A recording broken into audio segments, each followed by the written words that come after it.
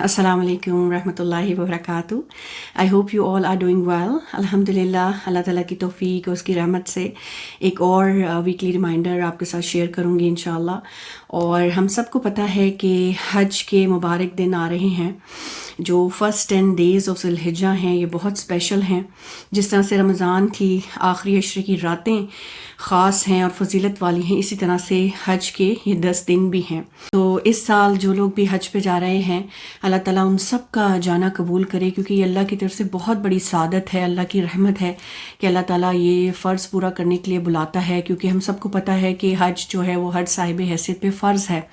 अगर आप सेहतमंद हैं, माल है आपके पास, तो आप इसमें बिल्कुल डिले आपको नहीं करना चाहिए। जल्द से जल्द हज की इस फ़रीज़े को अदा करना चाहिए, इसमें टाल मटोल नहीं करनी चाहिए। क्योंकि आप देखें कि अब करंट सिचुएशन में अब जितने रूल स्ट्रिक्ट होते जा रहे हैं, पहले थोड़ा आसानी थी, अब महंगे से महंगा होता जा रहा है। फिर हर कंट्री से एक लिमिटेड नंबर अब लिया जाता है। तो इससे पहले कि और कुछ इसमें रिस्ट्रिक्शंस आएँ, तो जितना जल्दी हो सके आप बस नियत कर लें। बाकी अल्लाह ताला का काम है बुलाना। और जिन लोगों को भी अल्लाह ताला ने बुलाया, वो ये सोचें कि ये कितनी बड़ी नेमत है ना, कि अल्लाह ताला ने इतने लोगों में से कुछ लोगों को चुना है इस फरीज़े की अदायगी के लिए। तो इस पर जितना भी शुक्र करें ना वो कम है। और एक एक लम्हे को अपना गनीमत जाने, उसको ज़ाया मत करिएगा।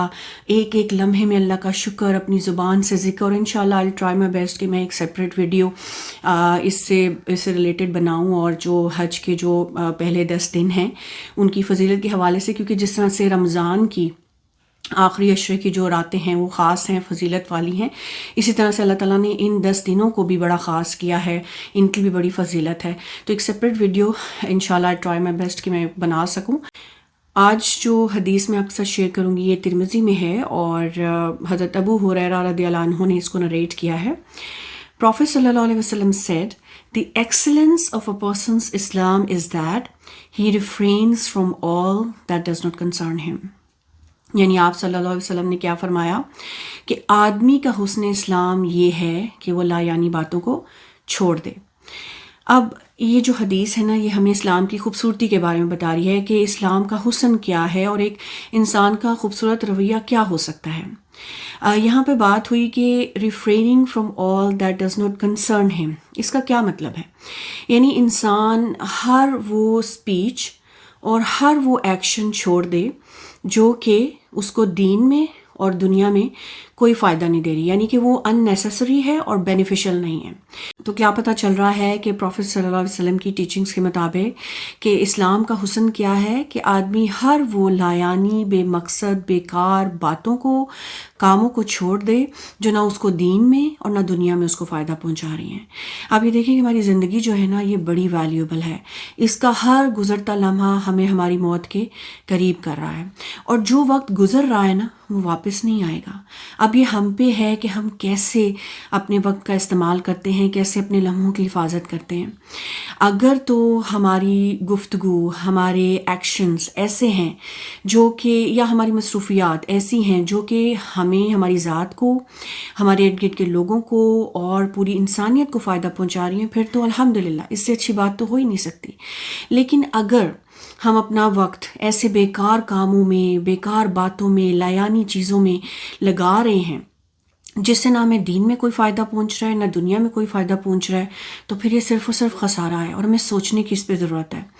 क्योंकि आप ये देखें कि हमारा ना दिन का, हम इसमें कभी गौर नहीं करते, लेकिन हम कभी गौर करें ना तो दिन का इतना हिस्सा हम ऐसे ही बेकार फजूल कामों में, बातों में लगा देते हैं जिसका कोई फ़ायदा नहीं होता हमें दीन में भी और दुनिया में भी। ये छोटी छोटी मिसालें ले लेते हैं कि जैसे हमें ना लोगों की लाइफ में ना मदाखलत करने की बहुत आदत हो चुकी है। हम लोगों की पर्सनल लाइफ के बारे में बड़ा जानना चाहते हैं, हम इतने क्यूरियस होते हैं। कुछ लोगों की तो ये आदत होती है, अब जब भी उनसे मिलते हैं ना, वो आपकी पर्सनल लाइफ के बारे में बड़े क्यूरियस होते हैं और ऐसे गैर ज़रूरी क्वेश्चंस करते हैं जिससे उनको कोई लेना देना नहीं होता, जिससे ना उनको कोई दीन का फ़ायदा हो रहा है ना दुनिया को कोई फ़ायदा हो रहा है। लेकिन बस लोगों की लाइफ में इंट्रूड करना, बस ये एक हैबिट है। फिर लोग क्या खा रहे हैं, क्या पहन रहे हैं, कहाँ जा रहे हैं, किससे मिल रहे हैं, मतलब हमारा इससे क्या लेना देना।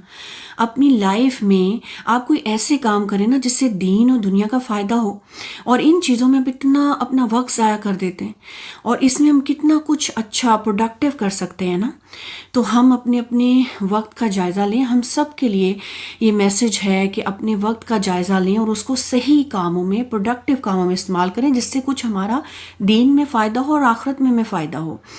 کہ جب ہم اپنا سارا وقت، اپنی انرجی، صلاحیتیں ان کاموں میں لگا دیتے ہیں یا ان چیزوں میں لگا دیتے ہیں جس سے ہمارا کوئی لینا دینا نہیں ہوتا یا ہمارا کوئی فائدہ بھی نہیں ہے، تو پھر جو اصل کام کرنے کے ہوتے ہیں جس سے واقعی ہمیں دین میں، دنیا میں کوئی فائدہ ہوگا، ان کے لیے نہ ہمارے پاس وقت بچتا ہے، نہ ہمارے پاس اتنی انرجی ہوتی ہے کہ ہم وہ کام کر سکیں.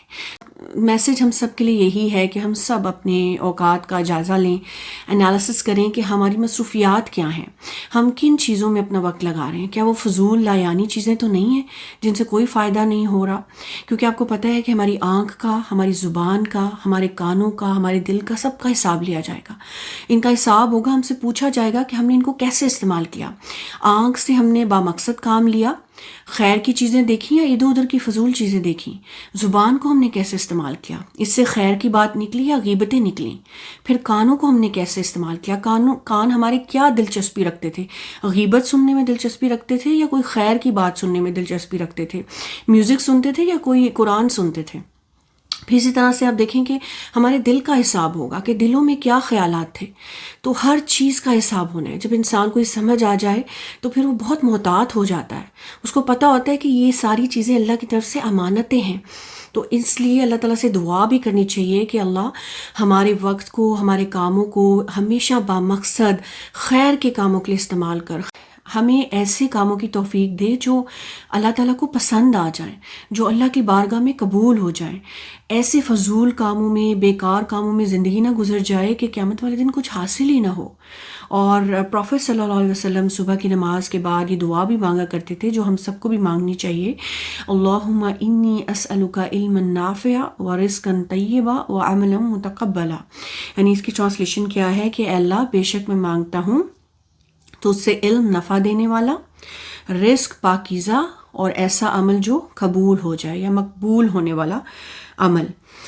تو سبحان اللہ، کتنی پیاری حدیث ہے کہ اسلام کا ہمیں حسن پتہ چلا کہ انسان کا خوبصورت رویہ کیا ہو سکتا ہے کہ وہ ہر وہ کام چھوڑ دے جس سے نہ اس کو کوئی دین میں، دنیا میں کوئی فائدہ ہو رہا ہے، اور لایانی بے مقصد باتوں سے خود کو بچائے، ان کاموں سے بھی خود کو بچائے جو اس کو نفع نہیں پہنچا رہے دین دنیا میں، اور ہر وہ کام کرے جس سے اس کو دین دنیا میں نفع پہنچتا ہے، اس کی ذات کو بھی نفع پہنچتا ہے، اس کے ارد گرد کے لوگوں کو، پوری انسانیت کو نفع پہنچتا ہے. الحمدللہ آج ہم آیہ نمبر 7 کریں گے سورہ نبا کی. پہلے ہم اس کی ریسیٹیشن سن لیتے ہیں اور اس کے پاس کی ٹرانسلیشن اینڈ ایکسپلینیشن. اعوذ باللہ من الشیطان الرجیم، بسم اللہ الرحمن الرحیم. عما يتساءلون عن النبأ العظيم الذي هم فيه مختلفون كلا سيعلمون ثم كلا سيعلمون ألم نجعل الأرض مهادا والجبال أوتادا. آیہ نمبر 7، والجبالا، اور پہاڑوں کو، اوتادا، میخیں. لاسٹ ٹائم ہم نے آیہ نمبر 6 میں کیا دیکھا تھا؟ اللہ تعالیٰ کیا فرماتے ہیں کہ ہم نے زمین کو ایک گہوارہ یا بچھونا نہیں بنایا. Have we not smoothed out the earth like a bed؟ اور پھر اسی آیہ سے کنٹینیو ہو رہا ہے، اور پہاڑوں کو میخیں، and made the mountains as its pegs. یعنی آیہ نمبر 6، 7 میں اکٹھے دوبارہ پڑھوں گی. کیا ہم نے زمین کو ایک گہوارہ یا بچھونا نہیں بنایا اور پہاڑوں کو میخیں. آیہ نمبر 7 میں ورڈ یوز ہوا ہے جبال. جبال ہے جبل کی جمع، اور جبل کہتے ہیں پہاڑ کو، ماؤنٹین کو. اور پھر یہاں پہ اوتاد یوز ہوا ہے. اوتاد وتد سے ہے. وتد کہتے ہیں ٹینٹ کے اس پیگ کو یا نیل یا کلے کو جس کے ساتھ رسیاں باندھ کے ٹینٹ لگایا جاتا ہے، یعنی جو سینٹرل پلر ہوتا ہے. تو اب یہ کہہ لیں کہ جو کوئی بھی میخ یا کوئی نیل یا کوئی بھی ایسی چیز جس کو ایسے گاڑا جائے جس کا کچھ حصہ زمین کے باہر ہو اور کچھ حصہ زمین کے اندر ہو، یعنی کچھ حصہ ایسا باہر ہو کہ اس کے ساتھ باقی چیزوں کو بھی باندھا جائے. تو پہاڑ بھی ایسے ہی ہیں جیسے کہ کیل گاڑے ہوئے ہیں، کیل ٹھونکے ہوئے ہیں زمین پر. So now you can say that mountains can be referred to as pegs or tents. تو اللہ تعالیٰ نے پہاڑوں کی شکل میں ہمارے لیے ٹینٹس بنائے ہیں، اور ایک ہم انسان بھی ٹینٹس بناتے ہیں. what type of tents do we make؟ بڑے ہلکے سے پیراشوٹ کے، جیسے ہی تیز ہوا آتی ہے تو اڑ جاتے ہیں یا پھٹ جاتے ہیں. لیکن ایک ٹینٹ اللہ تعالیٰ نے بنائے ہیں پہاڑوں کی شکل میں، اینڈ they are unbreakable. یہ آپ کو ایک موسٹ اسٹرڈی اسٹرکچر ہے جو زمین میں جگہ جگہ پہ نظر آتے ہیں. اصل میں اللہ تعالیٰ has drawn our attention to another very important geological function of his creation. جیسے پہلے اللہ تعالیٰ نے زمین کو مینشن کیا، اب اللہ تعالیٰ ماؤنٹینس کو مینشن کر رہے ہیں ان کے فنکشن کے بارے میں. تو یہاں پہ آپ دیکھیں کہ ہمیں تو ماؤنٹینس کی جو صرف ٹپ جو ہے نا وہ نظر آتی ہے نا سرفیس پہ زمین کے، لیکن وہ ان کی جو روٹس ہیں وہ اتنی ہی ڈیپ ڈاؤن زمین کے اندر ہیں. جیسے کوئی نیل یا پیگ گاڑا جاتا ہے نا زمین کے اندر، اسی طرح سے پہاڑ بھی گاڑے ہوئے ہیں زمین کے اندر. جب اللہ تعالیٰ نے یہ زمین بنائی تو یہ نا ڈولتی تھی، ہچکولے کھاتی تھی یا جھولتی تھی. اب ظاہر ہے اس کنڈیشن میں انسان کا زندہ رہنا اس پہ تو بہت امپاسبل ہے نا. تو پھر اللہ تعالیٰ نے پہاڑوں کے یہ طویل سلسلے بنائے اور میخوں کی طرح، نیلز کی طرح ان کو زمین میں گاڑ دیا. اور اس کی دلیل ہمیں قرآن کی باقی آیات سے بھی ملتی ہے، احادیث سے بھی ملتی ہے. جیسے سورہ انبیاء میں اللہ تعالیٰ فرماتے ہیں، اور ہم نے زمین میں پہاڑ بنائے تاکہ وہ انہیں لے کر ہچکولے نہ کھائے. پھر اسی طرح سورہ نحل میں اللہ تعالیٰ فرماتے ہیں، نیز اس نے زمین کو ہچکولوں سے بچانے کے لیے اس میں مضبوط پہاڑ رکھ دیے تاکہ تمہیں لے کر ہچکولے نہ کھائیں. یعنی پہاڑوں کے کریٹ کرنے کا مقصد اللہ تعالیٰ یہاں پہ بتا رہے ہیں کہ زمین ہلے نہ، ہچکولے نہ کھائے. اور کچھ احادیث سے بھی ہمیں پتہ چلتا ہے کہ جو زمین کو پیدا کیا گیا تو یہ ڈگمگاتی اور ہچکولے کھاتی تھی، پھر اللہ تعالیٰ نے اس پہ پہاڑ رکھ دیے. Now what does that mean؟ زمین میں آپ دیکھیں کہ پہاڑوں کو ایک خاص ترتیب دی گئی ہے. کہیں پہ تو آپ کو اونچے اونچے پہاڑ نظر آئیں گے، کہیں پہ ان کا پھیلاؤ زیادہ ہے لیکن ان کی ہائٹ کم ہے، اور کہیں پہ آپ کو دور دور تک پہاڑوں کا نام و نشان ہی نہیں ملتا. تو یہ کیا ایسے ہی کر دیا گیا؟ نہیں، یہ زمین پہ ایک بیلنس کو قائم رکھنے کے لیے کیا گیا ہے. جو پہاڑ ہے نا، they help to stabilise the earth during these natural disasters like earthquake وغیرہ. تو یہ زلزلوں کو روکنے کا بھی کام دیتے ہیں. آپ یہ دیکھیں کہ زمین جو ہے وہ کتنی تیزی سے فضا میں تیر رہی ہے، اپنے ایکسس کے اراؤنڈ وہ کتنی تیزی سے ریوالو کر رہی ہے، روٹیٹ کر رہی ہے. تو یہ ماؤنٹین جو ہے نا ایک فکسنگ افیکٹ بھی دیتے ہیں، یہ زمین کو فکس کیے ہوئے ہیں. جیسے آپ اس کی مثال ایسے سمجھ لیں کہ جیسے کشتی ہے، وہ خالی جب کشتی پانی میں ہوتی ہے تو وہ ڈولتی رہتی ہے، ہلتی رہتی ہے، لیکن جب اس پہ بوجھ ڈال دیا جاتا ہے تو وہ ہلنا بند کر دیتی ہے. تو اسی طرح سے ماؤنٹینس کا جو ویٹ ہے وہ زمین پہ ڈالا گیا ہے تاکہ زمین ہلے نہ. جب اس پہ وہ بوجھ ماؤنٹینس کا رکھا گیا ہے تو زمین ہلتی نہیں ہے، جھولتی نہیں ہے. پہاڑوں کا ایک فائدہ کیا ہے کہ انسان زمین پہ پرسکون طریقے سے رہ سکے، اطمینان سے اس پہ چل پھر سکے، اپنے گھر بنا سکے اور ایک پرسکون زندگی گزار سکے. لیکن آن دا کانٹرری، اگر یہ پہاڑ نہ ہوتے یا یہ نیلز کی طرح، پیگز کی طرح زمین کو جمائے ہوئے نہ ہوتے تو پھر کیا ہوتا؟ تو پھر زمین کی سرفیس پہ سوئل کلیکٹ نہ ہو سکتا، پھر واٹر ایکیومولیٹ نہ ہو سکتا اوشنز میں، پھر نہ پلانٹس ہوتے، نہ روڈز ہوتی، نہ ہاؤسز ہوتے. ان شارٹ آپ کی لائف ایگزسٹ نہ کر رہی ہوتی. تو یہ ایک طرح سے اللہ تعالیٰ کی رحمت ہے کہ اللہ تعالیٰ نے جگہ جگہ پہ پہاڑوں کو جما دیا نیلز کی طرح، پیگز کی طرح، تاکہ اس پہ جو زمین ہے اس کی موومنٹ بند ہو جائے، اس کی لرزش بند ہو گئی، جس کی وجہ سے انسان اس پہ پرسکون طریقے سے اپنی زندگی گزار سکتا ہے. تو آیت نمبر 6 میں 7 میں اللہ تعالیٰ نے پہاڑ کا، زمین کا ذکر کیا، کیونکہ یہ اللہ تعالیٰ کی بہت بڑی بڑی نشانیوں میں سے ہیں اور یہ انسانوں کی تخلیق سے زیادہ بڑا کام ہے. کیونکہ سورہ مومن میں اللہ تعالیٰ کیا فرماتے ہیں کہ آسمانوں اور زمین کو پیدا کرنا انسانوں کو پیدا کرنے سے زیادہ بڑا کام ہے، لیکن اکثر لوگ نہیں جانتے. تو سبحان اللہ، اللہ تعالیٰ نے اپنی ان بڑی بڑی نشانیوں کا ذکر کیا ہے so that we can reflect upon them. ہم ان پہ غور کریں اور اللہ تعالیٰ کی بڑائی اور اس کی عظمت پہ غور کریں کہ جو رب یہ امیزنگ تھنگس، بڑی بڑی چیزیں کریٹ کر سکتا ہے، اس کے لیے انسانوں کو مرنے کے بعد دوبارہ زندہ کرنا کیا مشکل کام ہے، اس کے لیے قیامت لانا کیا مشکل کام ہے. تو یہاں پہ نا ایک طرح سے ان لوگوں کو جو کہ قیامت کو نہیں مانتے، ان کو عقلی دلیل دی جا رہی ہے کہ it is absolutely ridiculous to say کہ جو رب یہ امیزنگ تھنگس کریٹ کر سکتا ہے وہ لوگوں کو دوبارہ زندہ نہیں کر سکتا. یہ کیسے ہو سکتا ہے؟ کیونکہ جو یہ بڑی بڑی نشانیاں بنا سکتا ہے اس کے لیے بالکل ممکن ہے کہ وہ قیامت بھی لے آئے اور انسانوں کو مرنے کے بعد دوبارہ بھی زندہ کر سکے. تو ہم سب کے لیے یہ میسج ہے کہ ہم اپنے ارد گرد جو بھی خوبصورتی اور یہ جو بڑی بڑی نشانیاں اللہ تعالیٰ نے بنائی ان کو دیکھیں، ان پہ غور کریں اور اس سے اللہ کی عظمت، اس کی بڑائی کو پہچانیں. اور یہ بھی یاد رکھیں کہ اس پوری دنیا نے فنا ہو جانا ہے. یہ بے مقصد چیزیں ہمارے ارد گرد نہیں بنائی گئیں، ایک دن اس سب چیزوں نے ختم ہو جانا ہے. تو ہم اپنی اس قیامت کے دن کی تیاری کریں جس دن ہم اپنے رب کو ملیں گے، اس کے سامنے کھڑے ہوں گے. اس دنیا میں ہر اللہ کی نعمت سے فائدہ اٹھائیں لیکن اس دن کو نہ بھولیں.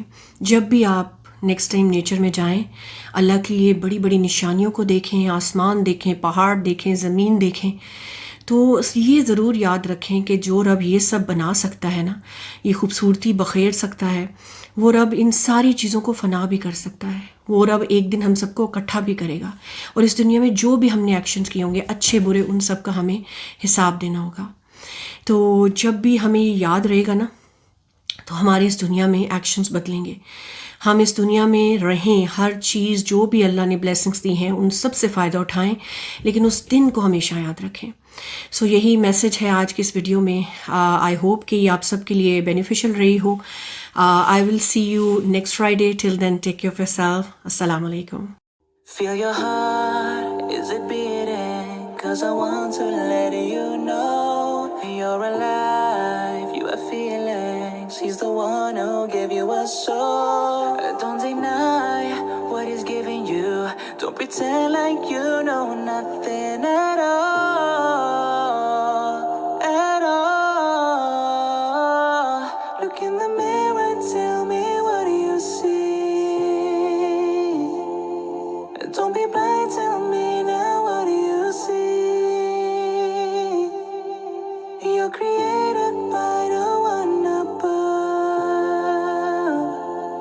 the most merciful, the one who loves by Allah.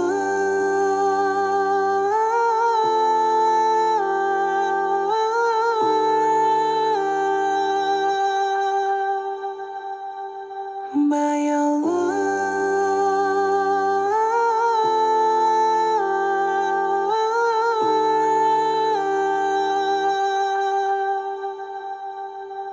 See the birds and how they fly. Yes, you know who's in control. Look up at the sky. Did you notice any flaws? You're the one who thinks, the one who knows, but he's the one who created your mind. Look in the mirror, tell me what do you see? Don't be blind, tell me now what do you see? You're created by the one above, the most merciful, the one who loves by Allah.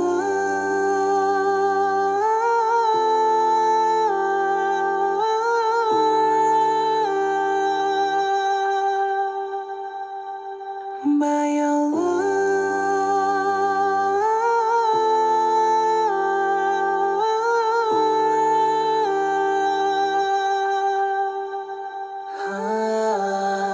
Have you ever thought about water? Have you ever thought about rain? Did you ever stare at fire? It's driving me insane.